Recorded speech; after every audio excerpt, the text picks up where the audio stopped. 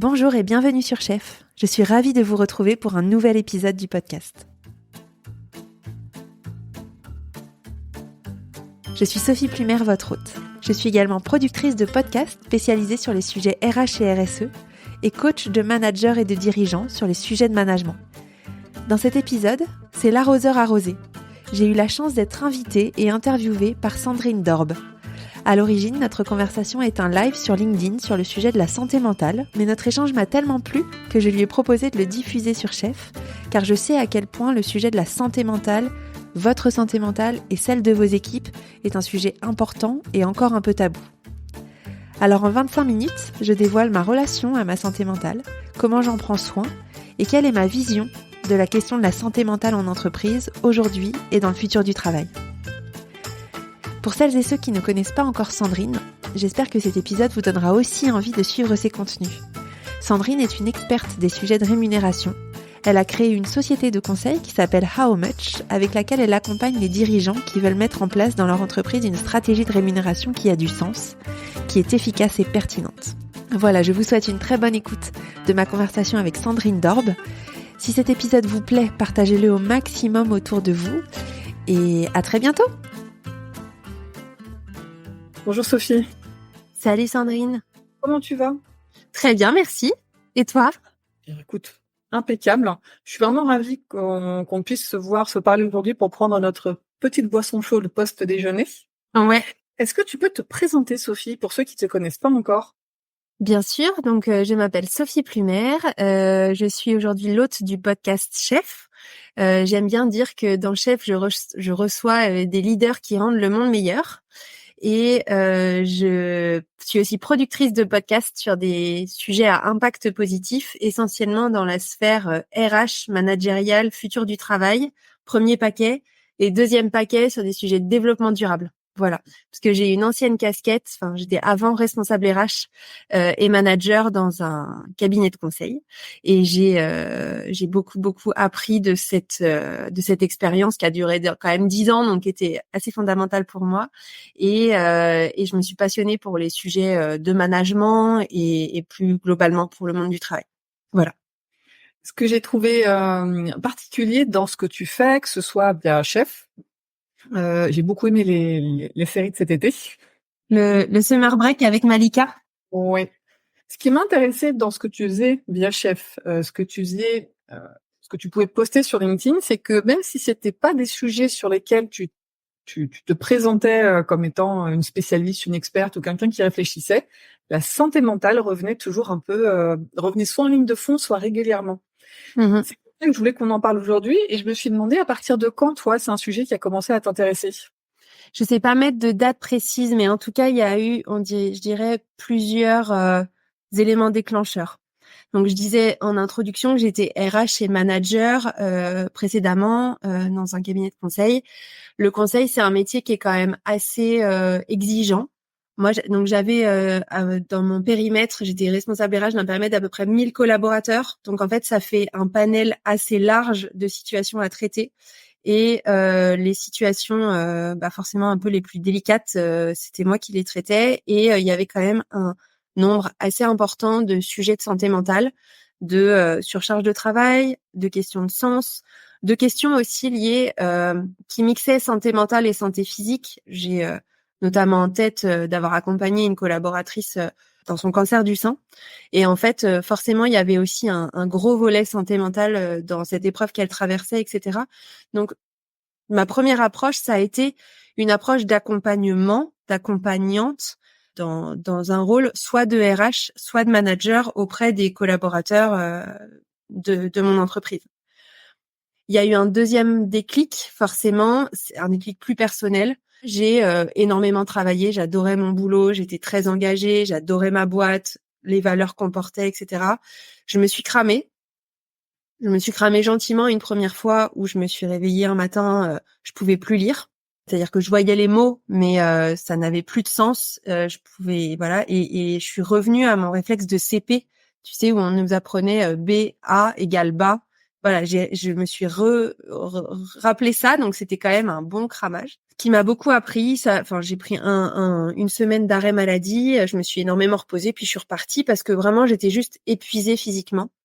Ça a laissé, ça a laissé des traces quand même dans ma manière d'appréhender mon travail, la place de mon travail et ma santé physique et ma santé mentale, qui a derrière amené des changements assez structurants dans ma vie, puisque j'ai pris 6 mois de congé sabbatique à un moment donné pour me retrouver en fait et pour me remettre au centre de ma vie.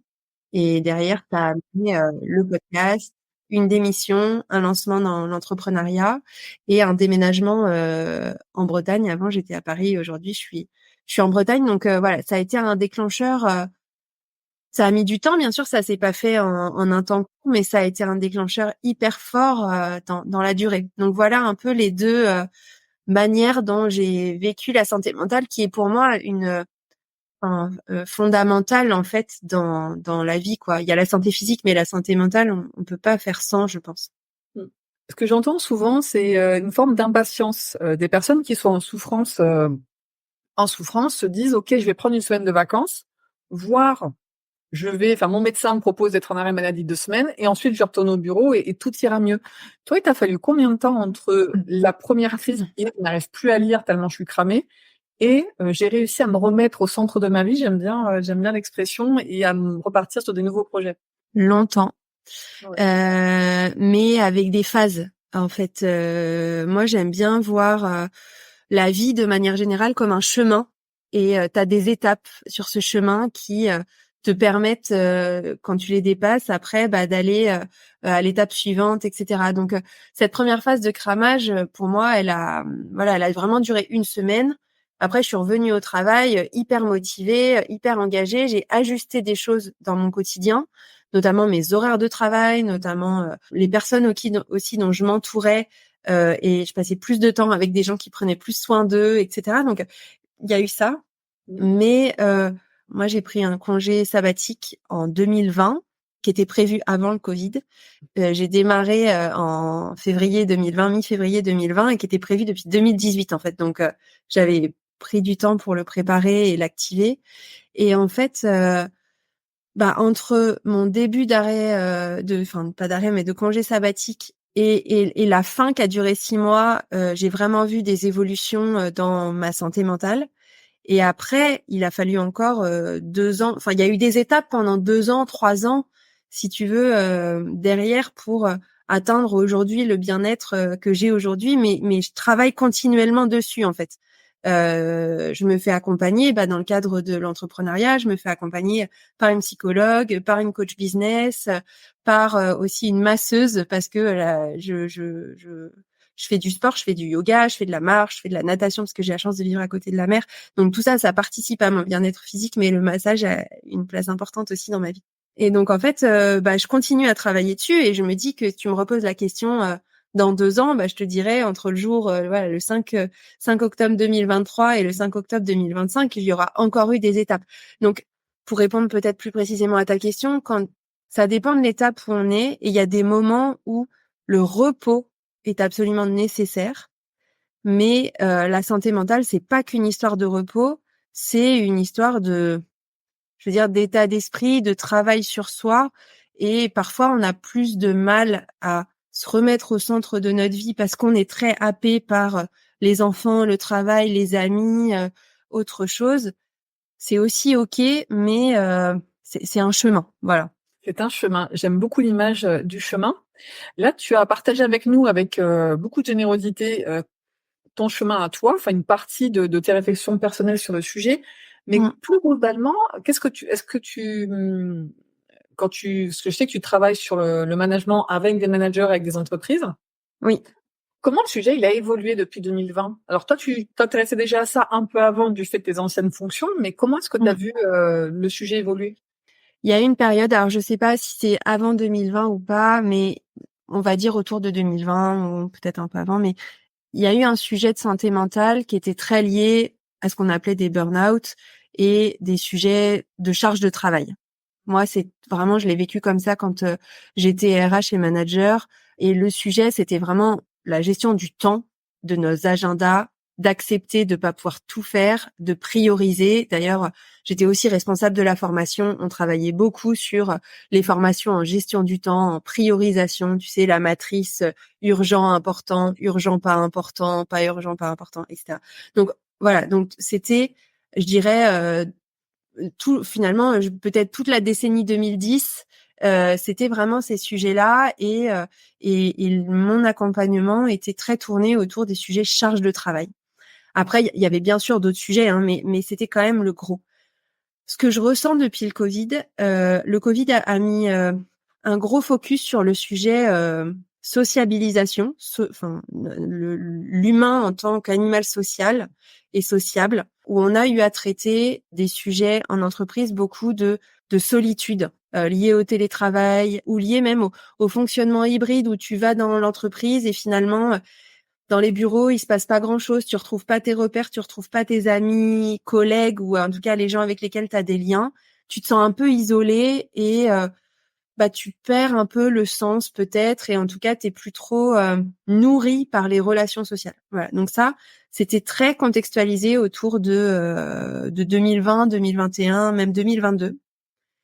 Et là, en fait, depuis 2022-2023, je trouve qu'il y a une accélération plus globale, un peu de perte de repères, de perte de sens, liée aussi à l'accélération de la communication, de la prise de conscience autour du changement climatique et tout ce que ça entraîne comme remise en question de notre système de valeurs, de notre système de travail. Et alors, moi, je travaille moins avec la génération Z, mais beaucoup avec des managers, tu vois, des gens qui ont entre 35 et 50 ans, on va dire, c'est à peu près le gros de mes interlocuteurs, des gens que je reçois sur mon podcast, des gens pour qui je produis des podcasts qui sont mes interlocuteurs RH ou dans les entreprises, mais aussi des managers que j'accompagne. Et en fait, ils sont un peu perdus en tant que manager, mais aussi en tant qu'humain. En tant que manager, parce qu'ils sont très confrontés à des remises en question de la génération Z qui leur disent moi je veux pas travailler autant. Ce que tu me proposes, ça m'intéresse pas, donc en fait, je vais pas le faire, peu importe ce que je risque. Qui vont avoir une relation au travail beaucoup plus proche, peut-être d'un freelance entre guillemets, enfin voilà, je décide de ma vie, etc. Et même si t'es mon chef, je me fiche un peu des liens qui nous unissent. Donc il y a ça qui se prennent en pleine face, on va dire, qui les interpelle. Et il y a après tout ce qui se passe, tout ce qu'ils voient dans une certaine perte de sens de leur travail. Moi, j'ai encore des amis, beaucoup qui travaillent à la défense, puisque je travaille à la défense, qui me disent, mais en fait, qu'est-ce que je produis, la valeur que je produis, est-ce que ça a du sens pour mes enfants, pour l'avenir? Est-ce que je pollue? Est-ce que tout ça? Donc, des petites graines sont en train de se planter. Et en fait, ça fait vachement peur parce qu'ils disent, mais si je fais pas ça, qu'est-ce que je fais? Qu'est-ce que je deviens? Comment je gagne ma vie? À quoi je sers? Enfin, tu vois, il y a des questions existentielles qui se posent, qui font vraiment peur, qui peut vraiment chambouler notre santé mentale. Et là, il faut vraiment être accompagné pour pouvoir les traiter et c'est par petits pas qu'on va les traiter. Mais voilà. Et ça, parfois, je vulgarise un peu ou je caricature en disant, on est passé du j'ai trop de travail à c'est quoi le sens de ma vie et de mon existence sur Terre. Voilà.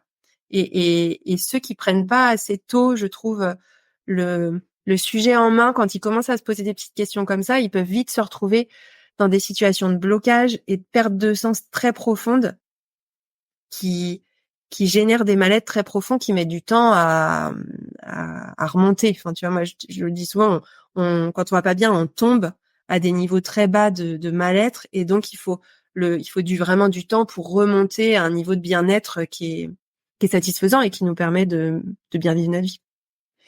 À ton avis, est-ce que les entreprises, elles ont pris la mesure de ça?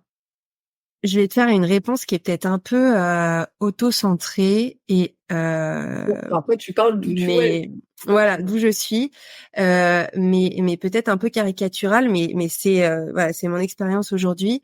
J'ai l'impression que il y a plusieurs catégories. Il y a des entreprises qui n'ont pas du tout pris la mesure de manière globale, qui subissent et qui sont un peu on comprend pas en fait. Il y a des entreprises dont des individus, parce que les entreprises ne sont que des systèmes qui regroupent des individus, donc, où certains individus ont pris des mesures et conscience et donc accompagnent des collaborateurs en ce sens. Il y en a qui ont carrément pris la mesure de la situation dans laquelle on était collectivement d'un point de vue climatique, démocratique, économique, etc. et qui ont changé vraiment leur manière de travailler et ont pris les sujets à bras-le-corps. Là, quand je dis je fais peut-être une réponse auto-centrée, j'ai l'impression, en caricaturant à peine, que moi, mes interlocuteurs de grosses entreprises très capitalistiques, dont la mission était très tournée autour de faire de l'argent, qui se situe pour beaucoup dans des grandes villes, n'ont pas du tout pris la mesure du sujet et s'en fichent un peu. Et j'ai l'impression que des entreprises qui ont vraiment travaillé leur mission, leur raison d'être, des entreprises qui sont beaucoup plus ancrées localement avec un vrai rôle social, sociétal, territorial, ont pris conscience de ça et mettent en place des actions, pas tant pour la santé mentale de leurs collaborateurs, mais juste pour leur continuité, leur action sociétale et du coup, créer des environnements de travail qui sont beaucoup plus sains et vertueux pour les collaborateurs. Et donc je disais, je suis un peu auto-centrée parce que moi je le vis beaucoup là. Je suis en Bretagne depuis maintenant plusieurs mois voire années. Et en fait en Bretagne, les entreprises que je rencontre sont très ancrées, très attachées à leur terre, à leur culture bretonne. Et en fait, je vois vraiment la différence entre Paris et la Bretagne. Où Paris, je parle avec beaucoup plus de personnes qui vont pas bien, qui comprennent pas ce qui leur arrive, qui subissent le truc. Quand en Bretagne, et j'ai fait d'ailleurs un post LinkedIn Oui, j'ai vu passer. aujourd'hui sur un événement qui était organisé par un groupement d'employeurs qui s'appelle Vénétis à Vannes, où eux, il y avait 180 personnes à l'événement, énormément de patrons. Ils sont très ancrés localement, ils sont très investis et ils ont compris les changements qui allaient arriver et ils sont déjà en action. Donc je sens vraiment l'écart, quoi, le gap entre deux mondes. Ouais. Est-ce que tu sais si on a déjà inventé un terme, tu sais, comme le greenwashing, le pinkwashing? Est-ce qu'on a déjà quelque chose comme du mental health washing? Parce que moi, je vois beaucoup alors, c'est un peu caricatural aussi. Comme ça, on sera toutes les deux, on cadre. Moi, Ouais. plus je parle, je vois beaucoup de grosses entreprises qui ont un discours qui est, plutôt bienveillant. Alors attention avec le mot de bienveillance, mais en tout cas qui promeuvent un certain nombre d'actions qu'ils mettent en place pour la santé mentale au final c'est beaucoup de déclarations et sur le terrain on ne voit pas forcément les effets. Donc est-ce qu'on a déjà inventé quelque chose Je sais pas dire. Moi, parfois, je l'appelle le social washing. Ou C'est dans social, c'est vrai. en fait, par rapport à ça, moi, je suis très. J'évite absolument le plus possible d'être dans le jugement des actions des entreprises, mais je vois qu'il y a effectivement des entreprises qui mettent en place, qui savent pas en fait, qui comprennent pas, qui voient pas le sujet parce qu'ils l'ont pas, parce que les gens qui sont en charge de ces sujets-là, que ça soit la direction générale, la DRH, autres, enfin voilà, les Ouais. personnes qui sont en charge de ces sujets finalement de bien-être des collaborateurs au sein de l'entreprise, non, soit eux ne sont pas conscients de leur état et n'ont jamais fait ce travail sur eux de se remettre un peu au centre, soit n'ont jamais dû le faire. Enfin, s'ils n'ont pas conscience, soit ils n'ont pas d'appétence, soit ils n'ont jamais dû le faire et n'ont pas été confrontés à des personnes peut-être plus ou moins proches qui étaient dans une démarche un peu de développement personnel, de compréhension de soi. Et en fait, moi je dis c'est pas de la compréhension de soi, du développement personnel à des fins purement autocentrées. C'est pour être mieux aligné avec soi-même, pour être mieux en société, pour mieux vivre nos émotions, mieux accepter la différence des autres et être plus ouvert en fait. C'est quand on n'est déjà pas bien avec nous-mêmes, la présence des autres est insupportable. Donc voilà, donc c'est être bien soi-même pour être bien avec les autres. Et en fait, je me rends compte quand je discute avec des entreprises qui sont sur des sujets de bien-être au travail assez, comment dire, avec des discours peu alignés ou qui parfois peuvent sonner faux, c'est que les gens qui sont à la tête de ça ne comprennent pas. Non, c'est pas de leur faute, c'est qu'ils n'ont pas cette intelligence-là et que du coup, ils vont chercher des moyens, ils vont chercher des outils, tu vois. Ok, donnez-moi le bon tournevis pour faire ça, mais ils savent pas se servir du tournevis, ils ont pas compris à quoi ça servait. Donc voilà, moi c'est un peu ce que je vois.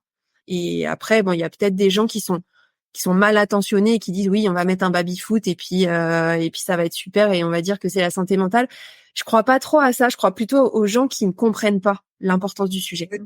Alors, je suis d'accord avec toi. Il y a un truc de, ils comprennent pas l'importance du sujet et parfois j'ai l'impression qu'on le fait parce qu'il faut le faire, parce que c'est dans l'air du temps. Tout à l'heure, j'écoutais Nagui sur France Inter, ma veille culturelle, et il y a une journaliste de l'équipe qui disait qu'il parlait de santé mentale en disant on en parle de plus en plus, ça devient un sujet de société. Donc en fait, j'ai l'impression que certaines prennent ce sujet et le déploient en entreprise parce que ça commence à faire partie des must-have, sans forcément bien comprendre le sujet. Et là, on parle de santé mentale, mais c'est la même chose avec les démarches de diversité, les démarches d'inclusion. Si on comprend pas le fond, enfin, si on n'est pas habité quelque part par une conviction forte, bah on met on met des mesurettes et où on met en place des choses qui sont pas incarnées, quoi.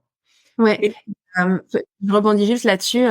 On parle de diversité de santé mentale, peut-être beaucoup dans la sphère RSE, mais bon, moi, je travaille aussi beaucoup sur des sujets de futur du travail de manière générale. Et je discutais il y a pas si longtemps que ça avec des dirigeants qui voulaient, enfin notamment un binôme de dirigeants qui voulaient mettre la semaine de 4 jours dans leur entreprise.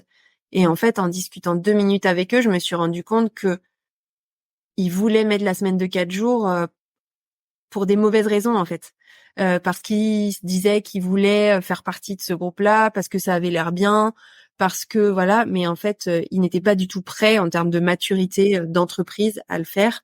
Et alors je sais pas où ils en sont aujourd'hui, mais j'espère qu'ils y sont pas allés. Et puisque tu parles de futur du travail, comment, alors si on prend les paris, comment tu vois le sujet évoluer, toi, dans un futur proche, sans parler de Bah moi je pense qu'on va être enfin que les entreprises qui n'ont pas pris le tournant de toute façon de s'emparer vraiment de ce sujet-là vont être obligées. Je précise. On est de toute façon dans un monde où les entreprises sont garantes de la santé et de la sécurité des collaborateurs. C'est la loi, c'est le cadre légal en France. Donc en fait, elles doivent déjà le faire. Elles doivent déjà s'en préoccuper. Elles doivent déjà se préoccuper des indicateurs comme des arrêts maladie et de l'absentéisme. Elles doivent déjà se préoccuper des licenciements pour inaptitude parce que bon, moi là je parle en tant qu'avec ma casquette RH, mais il y a beaucoup de gens qui à un moment donné quand ils font des burn-out, ils sont plus du tout à même de retourner dans l'entreprise après parfois 6, 8, 10, 12 mois d'arrêt maladie. La santé du travail, la médecine du travail acte une inaptitude à revenir et l'entreprise n'a pas d'autre choix que de licencier la personne. Donc en fait, tous ces indicateurs-là, normalement, doivent être suivis par les entreprises et monitorés. Ils doivent mener des actions pour réduire les problèmes d'absentéisme et de départ pour ces raisons-là. Donc normalement, la santé mentale, ils s'en préoccupent déjà. Mais en fait, derrière la santé mentale, qu'est-ce qui se passe? Ça va être des sujets pour moi vraiment de système. Ce que je disais juste avant je rencontre de plus en plus de dirigeants qui se posent la question du sens de leur vie. Bah en fait, les entreprises pour se préoccuper de la santé mentale de leurs collaborateurs vont vont plus devoir uniquement mettre à disposition des plateformes de e-santé mentale avec des accès à des psychologues, à des coachs ou à des bulles, à des abonnements de relaxation. Ça, c'était bien quand le sujet c'était la surcharge de travail, par exemple. Là, quand on parle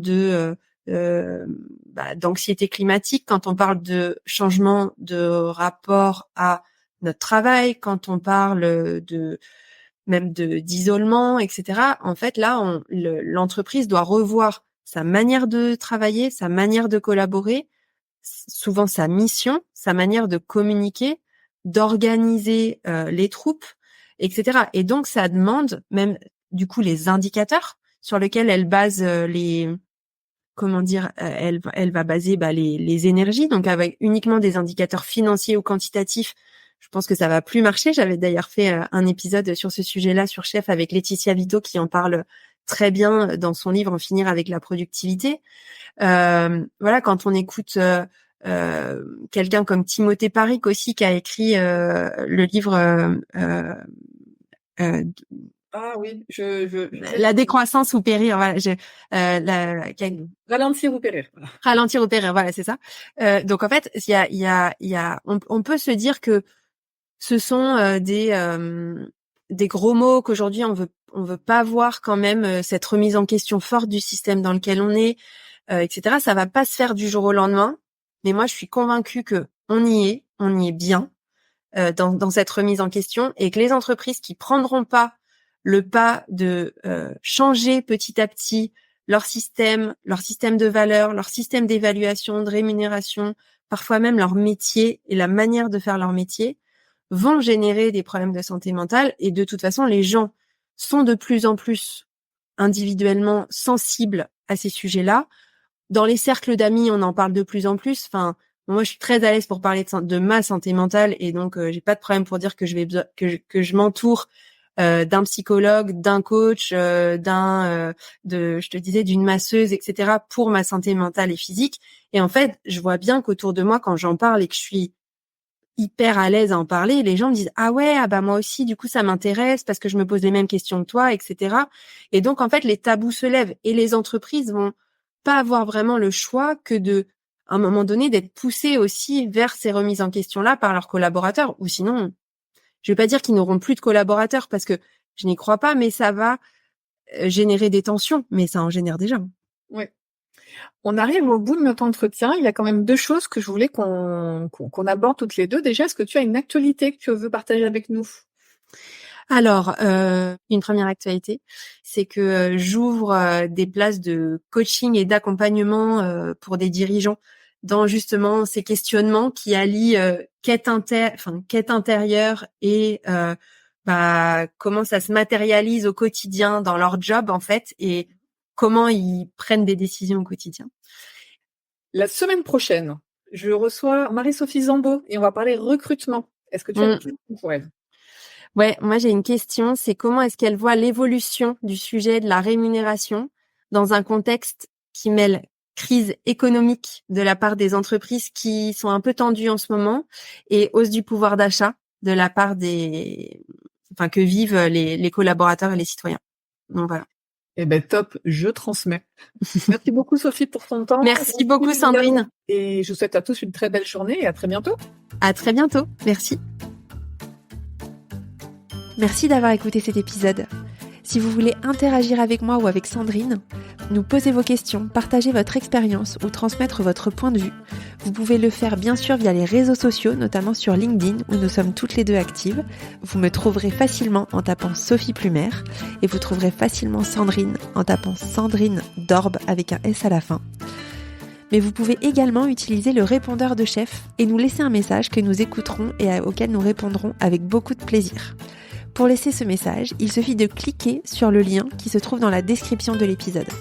Ne soyez pas timide, nous avons hâte de vous entendre. À très bientôt!